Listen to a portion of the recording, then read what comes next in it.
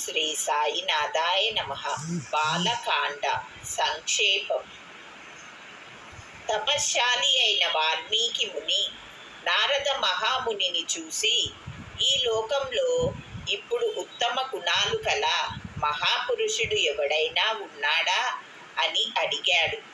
పరాక్రమవంతుడు, సకల ధర్మాలు తెలిసినవాడు, ఉపకారం మరిచిపోనివాడు, అబద్ధమాడనివాడు, సంకల్పం చెలించనివాడు, కులంలో మొదటి నుంచి వస్తున్న సదాచారం కలవాడు, సమస్త ప్రాణులకి హితం చేసేవాడు, విద్వాంసుడు, సమర్థుడు, ప్రియదర్శనుడు, ధైర్యవంతుడు, క్రోధం జయించినవాడు, కాంతిమంతుడు, అసూయ లేనివాడు, కోపం వచ్చిందో దేవతలనైనా యుద్ధంలో గడగడలాడించేవాడు, ఇలాంటి వాడు ఎవడైనా ఉంటే తెలుసుకోవాలని ఉంది.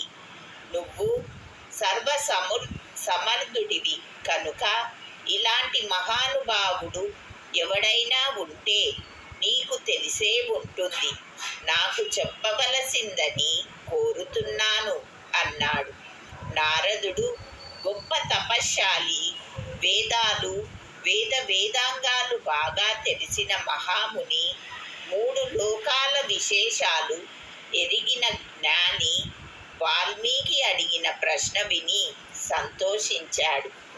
వాల్మీకి అయితే చెబుతాను విను అంటూ అందుకున్నాడు. నువ్వు అడిగిన గుణాలు సామాన్యమైనవి కావు, ఎంతో దుర్లభమైనవి. మానవ మాతృడిలో అవి అన్నీ ఉండడం అసంభవం. అయినా అలాంటి గుణాలు యావత్తూ ఉన్న వ్యక్తి లేకపోలేదు. చెబుతాను, సావధానంగా ఆలకించు.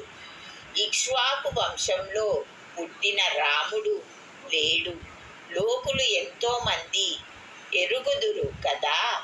అతన్ని చెలించని స్వభావం కలవాడతడు. గొప్ప వీర్యవంతుడు, తేజోవంతుడు, ధైర్యశాలి, బుద్ధిమంతుడు, నీతిమంతుడు, మంచి వక్త, శ్రీమంతుడు, శత్రువుల్ని ఇట్టే జయించగల శక్తిమంతుడు. అతడి ఎగుభుజాలు, పొడవాటి చేతులు, శంఖం లాంటి కంఠము ఎంతో గొప్పగా ఉంటాయి. దవడలు పుష్టిగా ఉంటాయి. వక్షస్థలం విశాలంగా ఉంటుంది. మూపున సంధి ఎముకలు కనబడవు. చేతులు మోకాళ్ళకి తగులుతూ ఉంటాయి. మంచి లక్షణాలన్నీ అతడి శిరస్సులో ఉన్నాయి. నుదురు చెప్పనే అక్కరలేదు. ఇంతెందుకు, మనిషి ఎలా ఉండాలో అలా ఉంటాడతడు. ప్రతి అవయవము హెచ్చు తగ్గులు లేకుండా సమంగా విభజించి ఉంటుంది. శరీరం యావత్తు మలచినట్టు నునుపుగా నిగనిగలాడుతూ ఉంటుంది.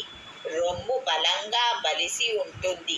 చారడేసి నేత్రాలు, లక్ష్మి తాండవిస్తూ ఉంటుంది. శుభలక్షణాలన్నీ అతడిలోనే మూర్తీభవించి ఉన్నాయి. కామము, క్రోధము మొదలైన అరిషడ్వర్గాలు అన్నీ జయించాడతడు.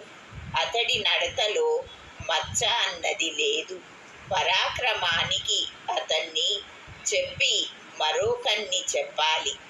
అన్ని ధర్మాలు ఎరిగిన వాడతడు. కలలో కూడా అబద్ధమాడడు. ప్రజాక్షేమమే అతడి వ్రతం. కీర్తిమంతుడు, మహాజ్ఞాని, పరిశుద్ధుడు, ఆశ్రిత, పరతంత్రుడు. శరణన్న వాళ్ళని రక్షించడమే అతడి శపథం. బ్రహ్మతో సమానమైన వాడతడు. సర్వము అతిశయించిన వాడు. మంచి దాత. శత్రువులంటే తృణప్రాయంగా చూస్తాడు. అన్ని లోకాలు అతడే రక్షిస్తాడు. ధర్మాలు అతడే కాపాడతాడు. స్వధర్మం రవ్వంత తప్పడు. తన వాళ్ళని తల్లిలా ఆదుకుంటాడు. వేదాంగాలు అతడి వేళ్ళ మీద ఉంటాయి. ధనుర్వేదంలో అంతటి వాడు న భూతో న భవిష్యతి. శాస్త్రాలన్నీ కరతలామలకం అతడికి. అంతటి మేధావంతుడు లేనే లేడు. లోకులందరికీ ప్రియమైన వాడు. అపకారం చేసిన వాళ్ళకైనా ఉపకారమే చేస్తాడు. పరమ సాధువు. దీనభావం అతడిలో వెదికినా కనపడదు. సహృదయుడు. మంచి విచక్షణ జ్ఞానం కలవాడు. నదులన్నీ సముద్రాన్నే ఆశ్రయించినట్టు మంచి వాళ్ళందరూ అతన్నే ఆశ్రయిస్తారు. అంత పూజ్యుడు మరి ఎక్కడా లేడు. అంతటి సమబుద్ధి కలవాడు లేడు. ప్రియదర్శనుడు లేడు. అదిగో ఆ రాముడే. నువ్వు అడిగిన సుగుణాలన్నీ ఉన్న మహానుభావుడు. కౌసల్యాదేవి కళ్ళ వెలుగు అతడు. సముద్రము గంభీరుడు. హిమలయమంతా ధైర్యవంతుడు. పరాక్రమంలో మహావిష్ణువు. అందానికి పూర్ణచంద్రుడు. క్రోధం వస్తే ప్రళయాగ్ని అయిపోతాడు. కానీ క్షమాగుణంలో భూదేవితో సమానుడు. దానానికి కుబేరుడు. సత్యానికి సాక్షాత్తు ధర్మదేవత. ఇలాంటి సుగుణాల పుట్ట రాముడు. సత్యపరాక్రముడు. జనప్రియుడు. దశరథ మహారాజు పెద్ద కుమారుడతడు కనుక అతన్ని యువరాజుగా అభిషేకించాలని నిశ్చయించాడు దశరథుడు. దశరథుడికి కైక అని ఒక భార్య ఉంది. రాముణ్ణి యువరాజు చేయడం కోసం తెప్పించిన సంబరాలు ఆమె చూసింది. లోగడ దశరథుడు ఆమెకు 2 వరాలు వాగ్దానం చేశాడు. ఆ 2 వరాలు ఇప్పుడు చెల్లించమందామె. అందులో ఒకటి రాముణ్ణి అడవికి తోలేయాలని, రెండోది తన కుమారుణ్ణి భరతుణ్ణి యువరాజు చేయాలని కోరింది. ఆడిన మాట తప్పనివాడు దశరథుడు. ధర్మానికి కట్టుబడిపోయాడు. కైకకి ఇచ్చిన వరాలు కాదనలేకపోయాడు. తన ప్రాణం ఒకటి, రాముడు ఒకటి కాదు. అయినా అతన్ని అడవికి పంపేశాడు. రాముడు వీరుడు. కైకకి సంతోష కారణమైన తండ్రిగారి మాట ప్రకారం ప్రతిజ్ఞ నిలబెట్టుకుంటూ అడవికి వెళ్ళిపోయాడు. రాముడి తమ్ముడు లక్ష్మణుడు. సుమిత్ర ముద్దు కొడుకు అతడు. అన్నగారంటే అతడికి ప్రాణం. అంచేత అన్నగారి సేవ చేయడం కోసమే వినయంగా ఆయన వెంట అడవికి నడిచాడతడు. తమ్ముడంటే ఇలా ఉండాలయ్యా అన్నారు లోకులు. రాముడి భార్య సీత. ఆమె కూడా వాళ్ళ వెంట అడవికి వెళ్ళింది. రాముడే తానే రాముడుగా ఉండేదా ఇల్లాలు. భర్త హితమే తన హితంగా చూసుకునేది. జనక మహారాజు కూతురామె. సర్వ లక్షణాలు ఆమెలో ఉన్నాయి. జగన్మోహిని వంటి చక్కని చుక్క. చెప్పుకోదగ్గ ఇల్లాలు. చంద్రుడితో రోహిణిలాగా రాముణ్ణి వెంబడించిందామె. పౌరులు దశరథ మహారాజు చాలా దూరం వెళ్ళారు. సాగనంపి వచ్చారు. గంగగొడ్డుని శృంగబేరిపురం చేరాడు రాముడు. అక్కడ్నుంచి తన సారథిని సుమంతుణ్ణి అయోధ్య పంపేశాడు. శృంగబేరీపురంలో బోయరాజుని గుహుణ్ణి కలుసుకున్నాడు. సీతారాముల్ని లక్ష్మణుణ్ణి గుహుడు గంగానది దాటించాడు. రాముడు, లక్ష్మణుడు, సీత ఒక అడవి నుంచి మరొక అడవి తిరుగుతూ వెళ్ళారు. పెద్ద పెద్ద నదులు దాటారు. భరద్వాజ ఋషిని చూశారు. ఆయన చెప్పిన ప్రకారం చిత్రకూట పర్వతానికి వెళ్ళారు. అక్కడ చక్కని పర్ణశాల కట్టుకున్నారు. అయోధ్యలో అన్ని సుఖాలు అనుభవించిన ఆ ముగ్గురు ఆ పర్ణశాలలో దేవతల్లాగా, గంధర్వుల్లాగా హాయిగా నివాసం చేశారు. రాముడు చిత్రకూటం చేరాక దశరథుడు కొడుకు కోసం ఎంతో దుఃఖపడ్డాడు. ఆ పుత్ర శోకంతోనే అతడు కాలం చేశాడు. దశరథుడు కళ్ళు మూశాక వశిష్ఠుడు మొదలైన వాళ్ళు భరతుణ్ణి రాజ్యం చేయమన్నారు. రాజ్యం చేయడానికి సమర్థుడే భరతుడు. అయినా రాముడి మీద భక్తి చేత అతడు అంగీకరించలేదు. వీరుడైన అతడు అన్నగారి కోసం అడవికే బయలుదేరాడు. చిత్రకూటం వెళ్ళాడు.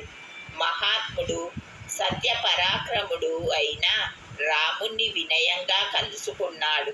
అన్నయ్య, సమస్త ధర్మాలు తెలుసు నీకు, నువ్వే రాజువి, దయచేయి అని ప్రార్థించాడు.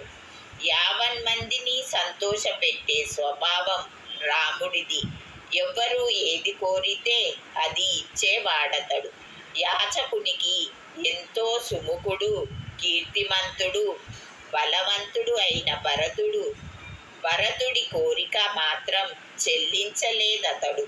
తండ్రి ఆజ్ఞకి వ్యతిరేకం కనుక రాజ్యం చేయడానికి అంగీకరించలేదు.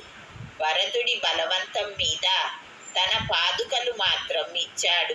తాను తిరిగి వచ్చే వరకు వాటిని ఉంచుకోమని ఎన్నో విధాల బోధపరచి పంపేశాడు. తన కోరిక సిద్ధించకపోవడంతోనే భరతుడు అన్నగారి పాంకోళ్ళు సేవిస్తూ ఆయన వచ్చేదాకా నంది గ్రామంలో ఉండి రాజప్రతినిధిగా రాజ్య వ్యవహారాలు చక్కబెట్టాడు. తను చిత్రకూటంలో ఉండడం తెలిసిపోయింది కనుక ఇలాగే పౌరులు భరతుడు మళ్ళీ మళ్ళీ రావచ్చని భావించాడు రాముడు. సత్యసంధుడు, జితేంద్రియుడు అయిన తనకు ఇది ఇష్టం లేక భరతుడు వెళ్ళిపోయాక చిత్రకూటం వదిలేశాడు రాముడు. తండ్రి మాట నిలబెట్టడమే అతడి సంకల్పం. అంచేత అక్కడి నుంచి దండకారణ్యం వెళ్ళాడతడు. ఆ మహారణ్యంలో అడుగు పెట్టగానే విరాధుడనే రాక్షసుణ్ణి చంపేశాడు. అక్కడ శరభంగ ఋషిని, సుతీకమునిని, అగస్త్యుణ్ణి, అతడి తమ్ముణ్ణి సుదర్శన ఋషిని చూశాడు. దేవేంద్రుడు తనకు ఇచ్చిన విల్లు, కత్తి, అక్షయ తూనీరాలు అగస్త్యుడు రాముడికి ఇచ్చాడు. తనకి తగిన ఆయుధాలు దొరికాయని సంతోషిస్తూ అందుకున్నాడు రాముడు. శరభంగముని తపోవనంలో ఉండగా ఆ చుట్టుపక్కల మునులు ఎంతో మంది రాముడి దగ్గరకు వచ్చారు. రాక్షసుల్ని సంహరించమని కోరారు. ఆ ఋషులు అందరూ అగ్నిహోత్రుడితో సమానమైన వాళ్ళు. వాళ్ళ కోరిక రాముడు అంగీకరించాడు. వాళ్ళ కోసం అక్కడ ఉండి యుద్ధం చేసి రాక్షసుల్ని చంపుతాను అని శపథం చేశాడు. ఆ ప్రకారం దండకారణ్యంలో ఉన్నాడతడు. అక్కడ జనస్థానంలో రావణాసురుడి సేన ఉండేది. అక్కడే శూర్పణఖ అనే రాకాసి ఉండేది. కామరూపిణి అది. దాని ముక్కు చెవులు కోసేశాడు రాముడు. వికారంగా చేసి వదిలిపెట్టాడు. శూర్పణఖ మాట మీద కరుడు, త్రిశీరుడు, దూషణుడు సేనలతో రాముడి మీద దండెత్తి వచ్చారు. వాళ్ళందరినీ యుద్ధంలో ఊడ్చి పారేశాడు రాముడు. అలా దండకారణ్యంలో జనస్థానంలో 14,000 రాక్షసుల్ని చంపేశాడతడు. తన దాయాదులు చావు విన్నాడు రావణుడు. మండిపడ్డాడు. రాముడి మీద పగ తీర్చుకోవడానికి బయలుదేరాడు. మారీచ రాక్షసుని సహాయం కోరాడు.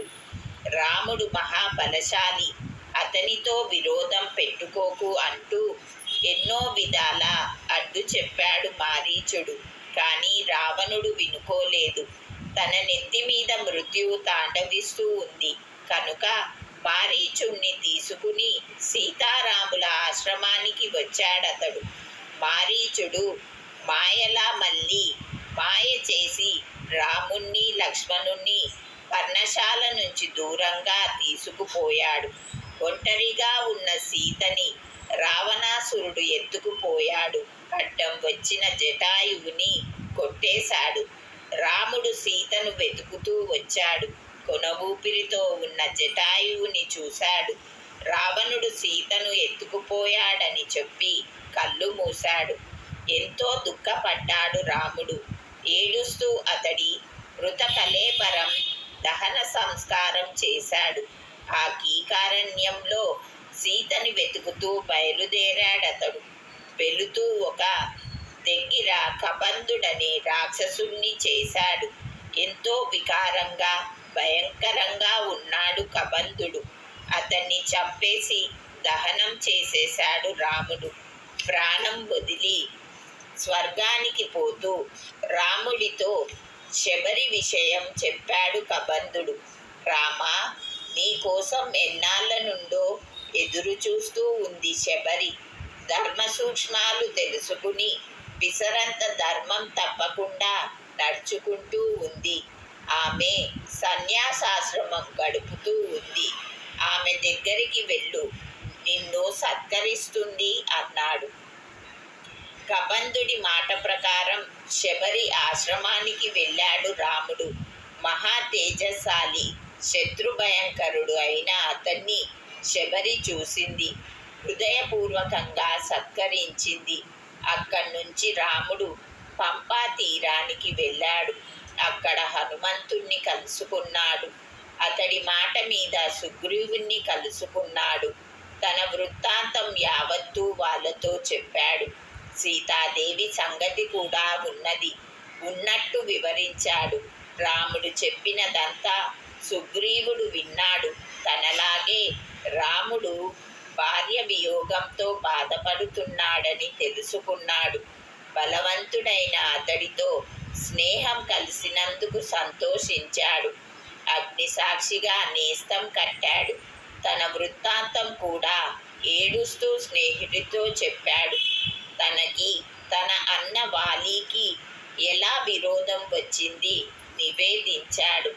అంతా సావధానంగా విన్నాడు రాముడు. వాలిని చంపుతాను అని శపథం చేశాడు. వాలి బలమంతా సుగ్రీవుడు రాముడితో చెప్పాడు. రాముడు వాలిని చంపగలడో లేదో అని తనకు సందేహం బాధిస్తూనే ఉండేది.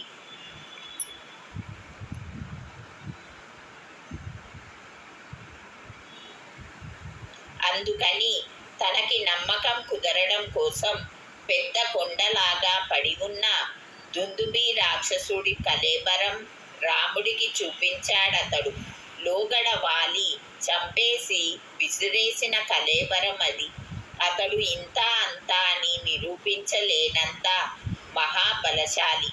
రాముడు ఎముకల కుప్పగా ఉన్న దుందుబి కళేబరం చూసి కొంచెం గంభీరంగా నవ్వాడు. కాలి బొటనవేలితో దానిని ఇట్టే తన్నేశాడు. ఆ మాత్రానికే ఆ కళేబరం 10 యోజనాల దూరం వెళ్ళి పడింది. ఇంకా బాగా నమ్మకం కలగడం కోసం 7 మద్ది చెట్లుని ఒక బాణంతో కొట్టి చూపించాడు. 7 మద్ది చెట్లు పడగొట్టడమే కాకుండా దగ్గరగా ఉన్న కొండని భేదించి రసాతలం దూసుకుపోయింది రాముడి మహాబాణం. అదంతా చూసి తృప్తిపడ్డాడు సుగ్రీవుడు. వాలిని రాముడు చంపగలడని నమ్మకం కుదిరింది అతనికి. దాంతో అతన్ని వెంటబెట్టుకొని గుహలాంటి కిష్కింధాపట్నం వెళ్ళాడతడు. బంగారము, గోరోజనము రంగుతో ప్రకాశిస్తున్న సుగ్రీవుడు కిష్కింధలో అడుగుపెట్టి సంతోషంతో పెద్ద సింహనాదం చేశాడు. అది చెవిన పడడమే తడవు. వానరరాజు వాలి బయటకు వచ్చాడు. బయలుదేరే ముందు పొద్దుగాక వద్దని భార్య తార ఎన్నో విధాల అడ్డు చెప్పింది. అయినా వినలేదు వాలి. ఆమెని ఒప్పించి సుగ్రీవుడి మీదకి వచ్చాడతడు. వాలిని ఒకే ఒక్క బాణంతో చంపేశాడు రాముడు. సుగ్రీవుడు కోరిన ప్రకారం అలా వాలిని చంపేసి కిష్కింధ రాజ్యం సుగ్రీవుడికి పట్టం కట్టాడు. సుగ్రీవుడు వానరులందరినీ పిలిపించాడు. సీతాదేవిని వెతకటం కోసం వాళ్ళని 4 దిక్కులు పంపాడు. మహాబలవంతుడైన హనుమంతుడు సంపాతి గెద్ద చెప్పిన ప్రకారం 100 యోజనాల ఉప్పు సముద్రం దాటి రావణాసురుడి రాజ్యమైన లంకాపట్టణం వెళ్ళాడు. అక్కడ అశోకవనంలో రాముణ్ణి ధ్యానిస్తూ ఉన్న సీతాదేవిని చూశాడు. రాముడిచ్చిన ఆనవాళ్ళు ఆమెకిచ్చాడు. వివరమంతా విన్నవించాడు, ఓదార్చాడు. అనంతరం అశోకవనం తోరణ ద్వారం విరిచేశాడు. రావణుడి సేనాధిపతుల్ని 5గురిని చంపేశాడు. మంత్రుల కుమారులని 7గురిని పూడ్చేశాడు. రావణుడి కుమారుడు సూర్యుడు అయిన అక్షయ కుమారుణ్ణి హతమార్చాడు. తుదకి బ్రహ్మాస్త్రానికి కట్టుబడ్డాడు. పూర్వం బ్రహ్మ ఇచ్చిన వరం వల్ల బ్రహ్మాస్త్రం అతన్ని ఏమీ చేయలేదు. అది తెలుసుకుని కూడా తనని తాళ్లతో కట్టేసి పట్టుకుపోతున్న రాక్షసుల్ని ఏమీ అనలేదతడు. రావణాసురుణ్ణి చూడడం కోసమే అలా ఊరుకున్నాడు. తన కోరిక నెరవేరాక సీత ఉన్న చోటు విభీషణుడి ఇల్లు మాత్రం వదిలేసి లంకాపట్నం యావత్తు తగలబెట్టేశాడు. రాముడికి ఈ సంతోష వార్త వినిపించడానికి తిరిగి సముద్రం దాటి వచ్చేశాడు. బుద్ధిమంతుడైన హనుమంతుడు అలా రాముడి దగ్గరికి వచ్చి సీతాదేవిని చూశాను అని విన్నవించాడు. సుగ్రీవుడితో కలిసి రాముడు సముద్రం దగ్గరికి వచ్చాడు. సూర్యుడిలా ప్రకాశిస్తున్న బాణాలు కొట్టి సముద్రుణ్ణి క్షోభ పెట్టేశాడు. సముద్రుడు ప్రత్యక్షమయ్యాడు. అతడు చెప్పిన ప్రకారం రాముడు నలుడి చేత హేతువు కట్టించాడు. దాన్ని మించి లంకాపట్నం వెళ్ళాడు. యుద్ధం చేశాడు. రావణుణ్ణి చంపేశాడు. కానీ సీతని పరిగ్రహించడానికి సిగ్గుపడ్డాడు. 10 మంది ఎదుట ఆమెతో కఠినంగా మాట్లాడాడు. సీత మహాప్రతివ్రత. రాముడి నిష్ఠూరాలు సహించలేకపోయింది. మండుతున్న అగ్నిలో ప్రవేశించింది. అగ్నిహోత్రుడు చెప్పిన మీదట సీత పవిత్రురాలని రాముడు తెలుసుకున్నాడు. సంతోషించి ఆమెని పరిగ్రహించాడు. దేవతలందరి చేత పూజలందుకున్నాడు. ప్రకాశించాడు. మహావీరుడైన రాముడు రావణాసురుణ్ణి చంపేయడంతోనే 3 లోకాలు వాళ్ళు ఆనందించారు. తన ప్రతిజ్ఞ ప్రకారం రాముడు విభీషణుణ్ణి లంకకి రాజు చేశాడు. కృతాకృత్యుడై సంతోషించాడు. దేవతలిచ్చిన వరాలు పుచ్చుకున్నాడు. యుద్ధంలో చచ్చిపోయిన వానరుల్ని బతికించుకుని స్నేహితులతోనూ వాళ్ళతోనూ కలిసి పుష్పక విమానం మీద అయోధ్య బయలుదేరాడు. దారిలో భరద్వాజ ముని ఆశ్రమంలో దిగాడు. ముందుగా భరతుడి దగ్గరకి హనుమంతుణ్ణి పంపాడు. తరువాత సుగ్రీవుడు మొదలైన స్నేహితులతో పుష్పకం మీద నంది గ్రామం వెళ్ళాడు. భరతుణ్ణి కలుసుకుని జడలు అవి విప్పేసి మునివేషం వదిలిపెట్టాడు. అక్కడి నుంచి సీత, తమ్ముళ్ళు వాళ్ళు కలిసి అయోధ్య వచ్చేశారు. పట్టాభిషేకం చేసుకుని రాజ్యం పరిపాలించారు. రాముడు పట్టాభిషేకం చేసుకోగానే ప్రజలు 50 మంది సంతోషించారు. రామరాజ్యం చల్లగా సాగుతోంది. ప్రజలు ధర్మం తప్పకుండా నడుచుకుంటున్నారు. కరువు కాటకాలు వ్యాధులు లేవు. లోకం హాయిగా ఉంది. కుమారులు మరణించడం అన్న మాట ఎవరూ ఎరుగరు. స్త్రీలు వైధవ్యం అన్న మాటే మర్చిపోయారు. వ్యభిచారం పూర్తిగా నశించిపోయింది. స్త్రీలందరూ పతివ్రతలే అయిపోయారు. అగ్ని భయం ఎక్కడా లేదు. నీళ్ల భయము, గాలి భయము కూడా లేదు. జ్వరాలు అలాంటివి మాయమే అయిపోయాయి. ఏ ప్రాణి ఆకలి దప్పులతో బాధపడలేదు. దొంగల భయము లేదు. పల్లెలు పట్టణాలు ధనధాన్యాలతో తులతూగాయి. నిత్యం కళ్యాణం పంచతోరణంగా కలకలలాడాయి. కృతయుగంలో లాగా లోకులు 50 మంది ఆనందంతో సుఖంగా ఉన్నారు. రాముడి వందల కొద్ది అశ్వమేధాలు చేస్తాడు. ఎన్నో అన్ని సువర్ణకాలతో దేవతల్ని తృప్తిపరుస్తాడు. 10,000 కోట్ల ఆవులు బ్రాహ్మణులకు దానం చేస్తాడు. లెక్క జమ లేనంత ధనం వాళ్ళకి ధారపోస్తాడు. మహాకీర్తి సంపాదిస్తాడు. 100 రెట్లు రాజవంశాలు వృద్ధి చేస్తాడు. 4 వర్ణాలు ధర్మం తప్పకుండా నడిపిస్తాడు. 10,000 సంవత్సరాలు రాజ్యం చేసి తుదకు శాశ్వతమైన బ్రహ్మపదం చేరుకుంటాడు. రాముడి చరిత్ర పవిత్రమైంది. పాపాలు పోగొడుతుంది, పుణ్యం కలిగిస్తుంది. వేదతుల్యమైంది. భక్తితో ఇది చదివినవాడు పాపాలన్నిటి నుంచి విముక్తుడవుతాడు. రామాయణం ఆయుర్దాయం అభివృద్ధి చేస్తుంది. రామాయణం చదువుతున్న మనిషి కొడుకులు మనవలు కలిగి బంధువులతోనూ స్నేహితులతోనూ ఇక్కడ సుఖపడుతాడు. శరీరం విడిచాక స్వర్గంలో దివ్య సుఖాలు అనుభవిస్తాడు. దేవతలే అతన్ని పూజిస్తారు.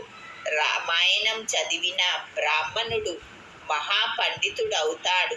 క్షత్రియుడు రాజవుతాడు. వైశ్యుడు మంచి లాభం సంపాదిస్తాడు. శూద్రుడు గొప్పవాడై పూజ్యుడవుతాడు. శ్రీమద్ రామాయణంలో ఇది సంక్షేపం. మొదటి సర్గం సమాప్తం.